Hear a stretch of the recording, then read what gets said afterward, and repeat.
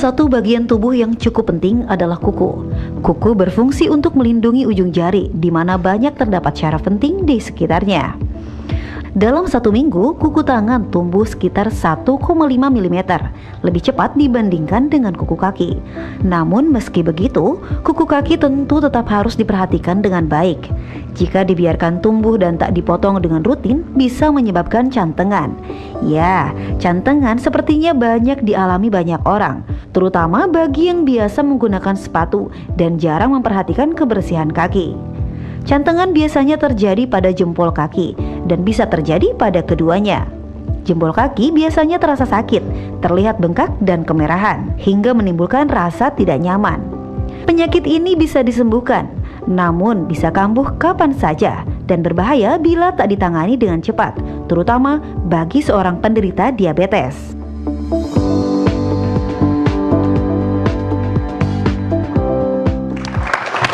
Nah, tuh Mas Riko, ternyata ya cantengan juga bisa disebabkan karena motong kuku yang salah.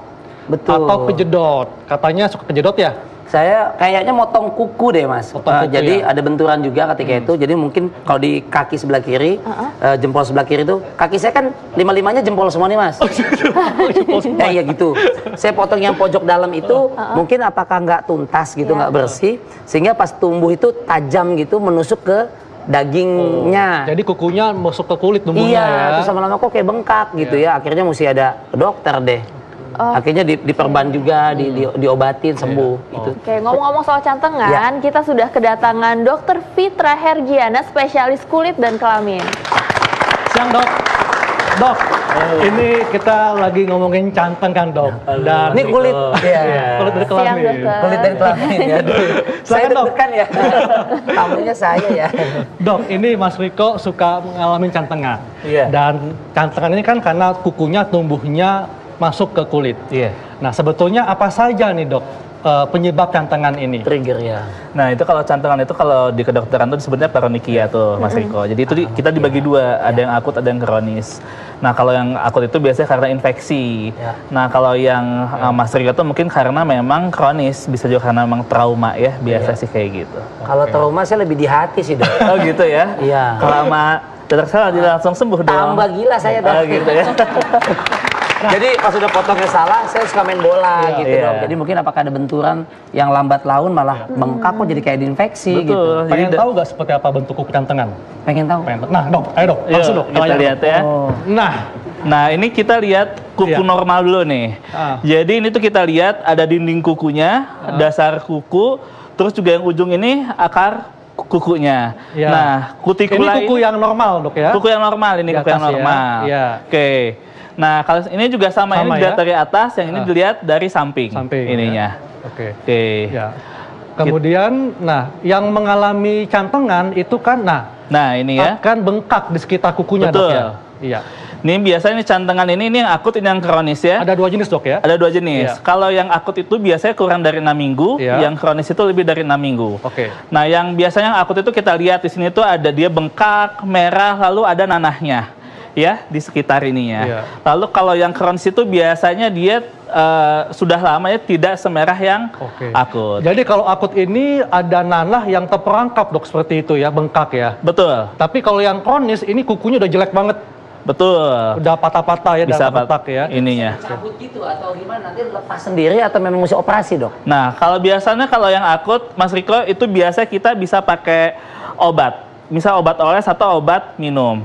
Atau kalau memang udah parah sekali, itu biasa kita ada di insisi atau setelah itu di drainase. Kalau dicabut, itu misalnya kalau nanahnya itu kalau dia sudah sampai seluruh jarinya. Biasa sih, tapi penanganan pertama adalah kita dengan obat oles dan tadi tindakan terakhir lah ya. Terakhir itu sih. Nanti ada ya dok, nanti akan dijelaskan sama dokter bedah gimana cara untuk mengatasi kuku yang cantengan ini. Itu.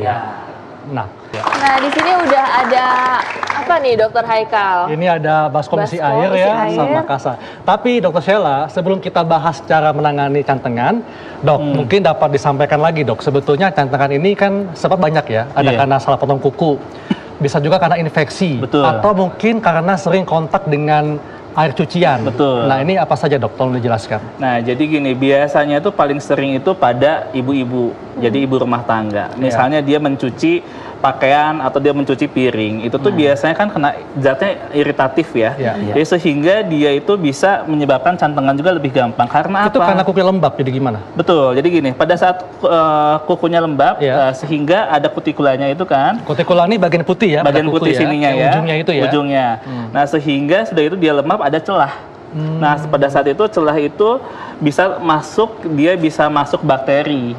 Itu biasanya Streptococcus atau Staphylococcus atau bisa juga jamur. Jamur ya. Iya. Dan itu yang nantinya bikin kukunya tumbuhnya nggak normal Nggak ya. normal. Nggak Sebenarnya kalau tumbuhnya normal, sehingga dia jadi infeksi. Kalau yang nggak normal itu jadi ingrown. Jadi memang secara anatomis kukunya tumbuhnya kurang sempurna. Itu ada gejala-gejala awalnya nggak sih dok? Mungkin misalnya mulai kering, terus bisa udah diwaspadai, jadi bisa pakai sarung tangan gitu sebelum mulai. Atau mungkin gejala awalnya kok sakit ditekan ya gitu. Biasanya gejala awalnya itu nyeri ditekan, terus juga kemerahan, terus lama-kelamaan kok makin sakit ya, sehingga ada nanahnya. Nah dok, misalnya nih kita salah potong kuku ya, kemudian wah kayaknya bakal cantengan nih. Nah itu gimana dok cara menanganinya? Misalnya udah mulai sakit nih. Nah apakah kita bisa lakukan misalnya diperban dulu, dikasih air atau gimana dok? Atau banyak doa dok? Selain itu juga banyak doa ya. Ya ampun, jangan sakit. Gimana dok? Nah, di sini kan ada kasa nih. Ada kasa ya. Nih. Jadi biasanya kita kalau kasa. Kasanya itu dibuka dulu, lalu terus dilipat 3. Oke ya, dilipat 3. Nah, nggak ada ini ya.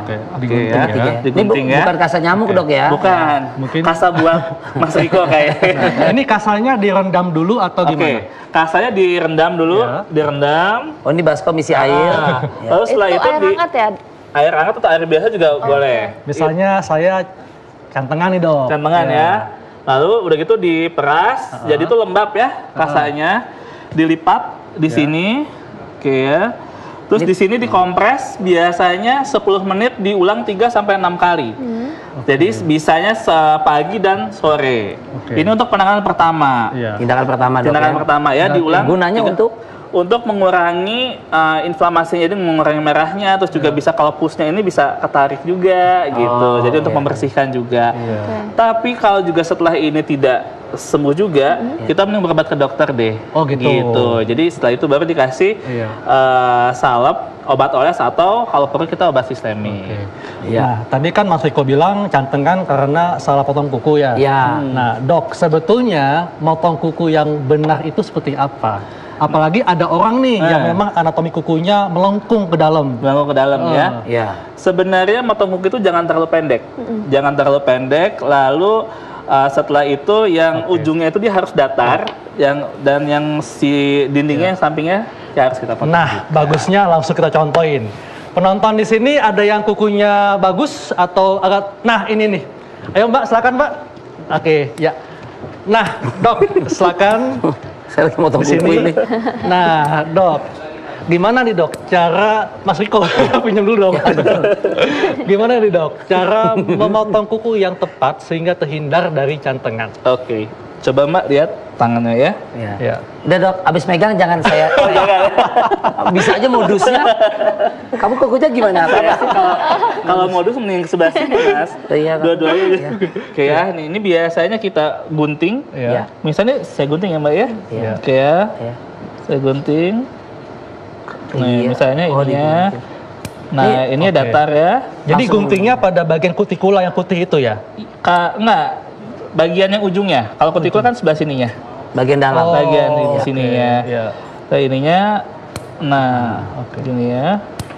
Iya. Ini ujungnya dipotong juga. Tapi jangan terlalu pendek. Tapi kan ini kan memang melengkung dok ya bagian putih ini. Nah, kita motongnya tetap harus lurus atau mengikuti lengkungannya? Kalau ini tuh sebenarnya lebih baik agak ini lurus ya. Nah ini bagus. Oh, saya habis motong. Bagus. Pedimeni. Dok, kalau misalnya manicure gitu kan kadang-kadang suka dibuat jadi lengkungannya lancip. Ada juga yang suka dibuat kotak-kotak gitu. Nah itu yang bagus tuh seperti apa sih dok sebenarnya? Sebenarnya yang bagus itu sesuai dengan anatomi. Nah, jadi nggak terlalu lengkung dan juga dia agak mendatar. Sebenarnya itu mani-pedi juga sering, bukan sering ya, ada beberapa yang bisa menyebabkan cantengan. Karena ke traumanya ya, kayak gitu. Atau mungkin terlalu dalam. Terlalu dalam juga bisa. Tapi yang betul yang dilarang itu sebenarnya menggunting kuku ini dengan menggunakan gunting rumput, Dok. Itu apalagi gunting tangan. Oke. Iya, dengan Mbak siapa? Viviana. Udah paham ya cara mengetong kuku bener ya? Oke, makasih ya Mbak. Makasih ya Mbak ya. Nah, Dok, tadi kan cara menangani kuku yang cantengan di rumah ya, supaya nggak tambah parah atau nggak jadi infeksi. Nah, bagaimana nih kalau sudah parah banget? Pengen tahu kan? Mas Riko juga kan? Pengen lihat. Nah, ada siapa Dr. Sheila? Ada Dr. Edi Setioso, spesialis bedah di sini. Siang, Dok. Siang. Nah, Halo, Dok. ini kan Dr. dokter bedah Edi. nih Mas Riko. Pasti hobinya ngebedah. Termasuk ngebedah kuku. Ya. Pak Edi Setioso, dokter. Edi Setioso. Betul. Dok, Ya, Mas Riko. tadi kan kita ngebahas tentang mengatasi cantengan. Nah, kalau cantengan yang masih ringan mungkin bisa diatasi dengan tadi ya, merendam dan mengobati dengan salep antibiotik. Nah, bagaimana dengan cantengan yang parah, yang sudah kronik lah atau yang sudah nanahnya kemana-mana? Itu gimana, Dok? Apakah memang harus dibuang kukunya atau buang sebagian? Jadi begini, untuk cantengan itu sebenarnya kan itu bahasa yang umum, yang lazim. Sebenarnya ada yang judulnya infeksi, ada yang bentuknya adalah kuku yang menancap ke dalam. Kalau masuk ke kulit ya? masuk ke dalam dasar kuku. Oke, langsung Dok, kita lebih jelasnya di LED. Nah, Ini ya. kita dapatkan peradangan. Jadi kalau peradangan di sekitar kuku kita sebut sebagai paronychia tadi. Nah, kalau radang tentunya obatnya adalah anti radang. Dibersihkan, kemudian diberikan antibiotik kalau memang diperlukan ya, dengan antibiotik topikal yang dioles, atau bisa juga kalau diperlukan antibiotik yang diminum. Ya. Itu kalau infeksi. Ditambah lagi tadi sudah dijelaskan dengan cara mengompres tadi. Ya kan? Nah, untuk yang kuku yang melesak ke dalam, ke dasar, ini kalau melesaknya masih awal, ini ya, melesaknya masih awal, itu mungkin masih bisa diusahakan untuk dilakukan pengangkatan kuku, kemudian diganjal. Kuku, maksudnya pengangkatan kukunya diganjal sedikit agar tidak terlalu lanjut masuk ke dalam kukunya. Diganjalnya pakai apa, Dok? Maksudnya? Pakai kasa steril itu. Oh, dia pakai balok. Pakai kasa steril. Kadang-kadang kita berikan betadine bisa ya, atau alkohol ya, diberikan alkohol. Diganjal seperti ini berapa lama, Dok? Cukup untuk sehari 2 hari aja. Kalau dia radangnya udah mereda bisa kita lepas. Nah, ini bentuk yang lebih berat ya. Dimana kukunya nusuk ke dalam. Ini susah sekali kalau dengan terapi yang non bedah. Jadi memang kukunya harus diambil. Kalau kita lihat yang masuk ke dalam sini adalah sebelah sini, mungkin bisa kita ambil. Yang sebelah sini. Kalau yang sana masuk, berarti yang sebelah luar sana. Tapi Dok, ini kan andai kata sudah diatasi ya. Tapi kan memang bentuk kukunya itu memang tumbuhnya melengkung ke dalam. Apakah nantinya akan timbul lagi, Dok? Ya, memang kans untuk mengalami residif atau timbul lagi itu cukup sering. Contohnya tadi yang sudah diceritakan oleh Mas Riko itu dengan olahraga yang repetitif, mungkin senang futsal dan lain sebagainya, kan tekanan terus itu di kuku. Kena benturan, Dok ya? Kena benturan juga, itu biasanya jadi gampang residif, gampang numbuh lagi. Nah, ada cara pada saat kita operatif, kita agak kurangi matrik kuku di daerah sini. Matrik kukunya dikurangi, akar kukunya juga dikurangi sedikit dengan cara eksisi atau dilakukan kauterisasi. Sehingga panjang yang sebelah situ berkurang. Tentunya dijaga juga setelah operasi agar tadi usaha tidak masuk ke dalam lagi. Dengan cara potong kuku yang baik tadi. Dan jangan sampai terbentur lagi, Dok ya? Jangan sampai terbentur lagi, betul. Oke, Dok. Ini sepertinya masyarakat masih penasaran nih, Dok. Misalnya kukunya itu dioperasi, yang diangkat tuh seluruh kukunya sampai udah nggak ada kuku lagi? Atau bagaimana? Ya, operasi pada paronychia atau ingrown nail tadi ya, kuku yang masuk ke dalam, kurang lebih sih ada 3 jenis biasanya kita lakukan. Satu yang berbentuk abses, bisul tadi yang ada nanahnya. Ini ada, ini nanahnya ya. Ini kita lakukan irisan di sini. Kita insisi, terus kemudian kita keluarkan nanahnya.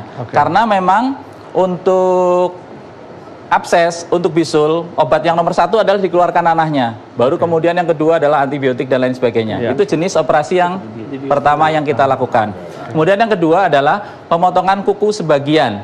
Kalau memang rusaknya hanya di bagian misalnya yang masuk atau melengkung terlalu dalam di sebelah sini. Jadi kita lakukan pemotongan sebagian. Akan tetapi kalau bentuknya sudah yang seperti itu, yang rusak, hancur kukunya, ya harus kita lakukan pengangkatan yang semua kukunya. Semuanya. Diangkat semuanya. Oke.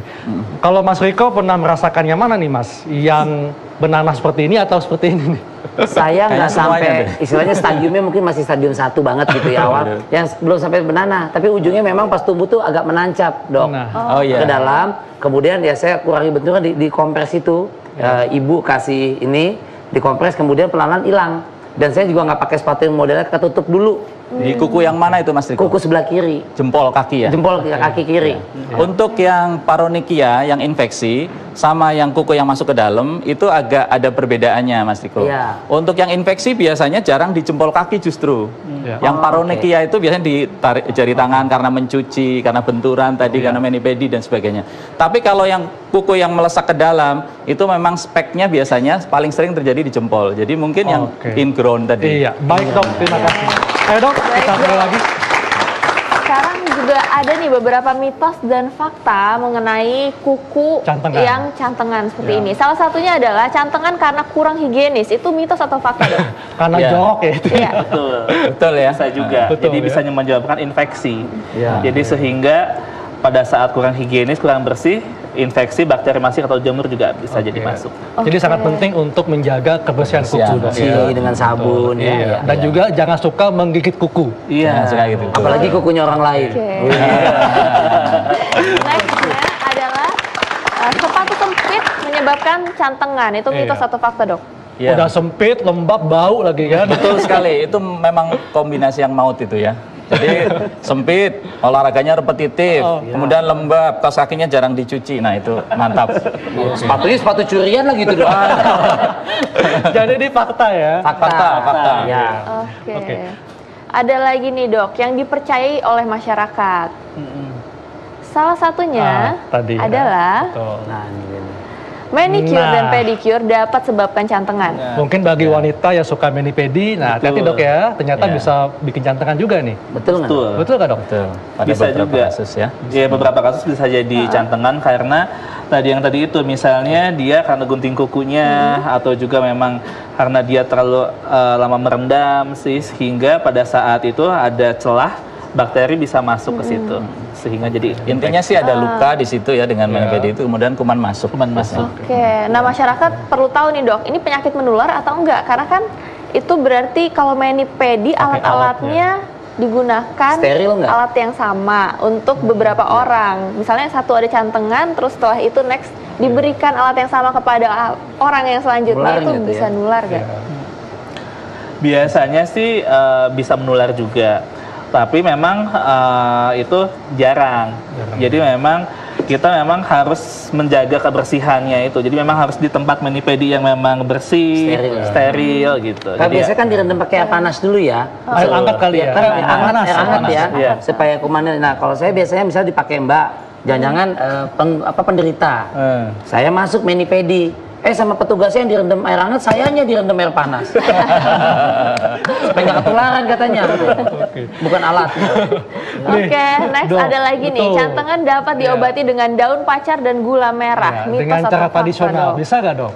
Kayaknya mitos ya. Mitos karena kan kalau daun pacar ditumbuk gula itu nggak steril ya. Betul. Kalau nggak steril malah tambah berat nanti infeksi. Itu juga kalau belum putus. Oke, malah jadi infeksi. Waduh. Daun istri ada nggak ya? Jadi lebih baik dengan menggunakan obat ya. Obat-obatan.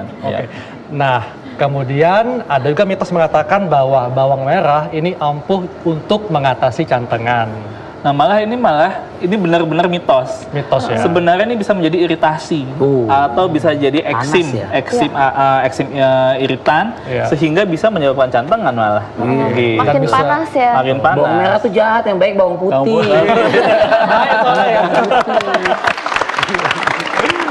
Oke, mitos atau fakta selanjutnya, penderita diabetes rawan mengalami cantengan. Bagaimana Dok? Itu dia. Ya, fakta ya. Fakta. Jadi kalau pada penderita diabetes itu kan daya tahan tubuhnya juga turun. Ya, dengan glukosanya yang naik juga dia rawan terjadi infeksi. Mestinya dengan ada luka yang orang lain mungkin nggak infeksi, dia pasti gampang infeksi. Dan munculnya lebih suka di kaki, Dok, ya? Ya. Soalnya mungkin karena sirkulasi darahnya berkurang ke kaki. Ya, biasanya terjadi angiopati kan di situ, neuropati, terus kemudian mikroangiopati juga. Jadi dia rentan memang untuk terjadinya infeksi. Di samping itu juga untuk kaki diabetes, kukunya memang biasanya berubah ya. Pertumbuhan kukunya berubah, ya karena memang aliran darah di situnya memang nggak bagus lagi. Terganggu lah ya. Kulitnya berubah, kukunya berubah, bahkan bentuk kakinya kalau yang lebih ekstrim lagi berubah, namanya sarkofoot, jadi kaki diabetes. Kaki diabetes. Ya, memang gampang. Dokter Haikal, ini Dokter Fitra mempunyai beberapa kelainan kuku yang harus diketahui oleh masyarakat. Ayo Dok, langsung. Iya. Nah, ini Dok bisa dijelaskan ini apa saja Dok, macam-macam kelainan kuku. Nah, ini tuh kelainan kukunya ini namanya tinea ungueum atau onychomycosis. Ini tuh jamur pada kuku. Ya. Nah, jamur pada kuku ini sebenarnya dibagi 4. Ada 4 tipe. Yang pertama ini yang bagian luarnya Mas ya, yang bagian distal. Sama. Yang kedua ini yang bagian proksimal yang B. Jadi kalau distal ini ujung, proksimal pangkal. Betul. Jadi kalau yang dan yang satu lagi itu yang superficial white, ya. Jadi ini dia semuanya jamur ya. Jamur. Bentuknya ini ada 3, yang itu yang jelas jadi kayak warna putih di kukunya. Nah, kalau sudah terkena jamur pada kuku, ini gimana Dok penanganan dan perawatannya? Penanganannya yang utama adalah kita edukasi sama pasien dulu. Jadi yang utama jangan memakai sepatu yang lembab, kaos kaki yang lembab, apalagi tukar-tukaran sepatu. Nah, juga kita bisa untuk obat topikalnya kita obat oles ya, kita pakai obat jamur, dan kalau memang perlu kita pakai obat sistemik atau obat minum. Kalau untuk jamur di kuku itu harus obat minum dan juga ada cat kuku biasanya. Cat kuku, maksudnya cat kuku apa nih Dok? Cat seperti cat kuku tapi isinya obat. Oh, gitu. Isinya obat ya? Isinya obat. Dan harus sabar. Biasanya kuku kaki itu bisa sampai 3 bulan, kuku tangan itu bisa sampai 2 bulan. Oh, masa penyembuhannya? Masa penyembuhannya. Nah, itu kalau nunggu kayak gitu, apakah mesti tidak boleh kena air misalnya? Atau mesti dilindungi, diproteksi, atau dibungkus terus atau gimana? Enggak, sebenarnya sih boleh kena air. Tetapi yang dijaga adalah kelembapannya. Jangan sampai lembab. Gitu. Jadi misalnya, kalau misalnya pakai sepatu, awal pakai sepatu dulu di kantor, coba diganti dulu pakai sandal, itu pakai sepatu lagi. Oke Dok, ini masih berhubungan dengan jamur. Ini biasanya masyarakat juga identik dekat hubungannya dengan yang namanya kutu air. Betul. Kutu air itu sebenarnya apa Dok? Kutu air itu jamur juga. Ini Dok ya? Ini kutu air. Biasanya kadang awalnya itu kutu air dulu. Setelah kutu air, dia menjadi jamur di kuku sebenarnya. Nah, ini kutu air ini dia ada 4. Ini ada berbagai macam gambar ya. Nah, yang pertama ini yang biasanya paling sering di sela-sela jari kaki. Kita lihat di sini basah, terus juga dia berwarna keputihan, maserasi ya. Yang kedua ini adalah tipe tumit ya. Tipe hiperkeratotik atau kulitnya seperti kering, tebal ya. Pecah-pecah Dok ya? Pecah-pecah. Ya, bisa juga seperti itu. Ini juga jamur sama. Yang ketiga, yang itu ada yang seperti bula, jadi gelembung berisi cairan di jempolnya. Dan yang terakhir itu bisa juga ada kayak ulceratif atau seperti luka. Gitu. Nah, Dok, kalau bentuk jamur seperti ini, baik itu jamur pada telapak kaki atau di sela-sela jari kaki, atau jamur pada kuku, ini nantinya bisa bikin cantengan juga? Kalau ini bisa juga, karena kan memang dia cantengan itu bisa karena infeksi bakteri atau infeksi jamur juga. Gitu. Kalau kutu air itu Dok, kutu air nggak ada hubungan kan sama kutu buku Dok ya? Nah, nggak ada Mas. Nggak ada hubungannya ya? Tapi kalau kutu bukunya kayak Dokter Sheila seneng kan? Dok, tips singkat dari Dokter Fitra, bagaimana cara untuk merawat kuku sehingga terhindar dari cantengan? Dokter Fitra dulu. Jadi yang awalnya itu kita harus memang menjaga kelembapan dari kuku kaki atau kuku tangan. Yang penting adalah kebersihannya. Kita boleh melakukan mani-pedi, tetapi di tempat yang memang representatif dan bersih. Seperti itu. Intinya kebersihannya. Dokter Edi tambahan?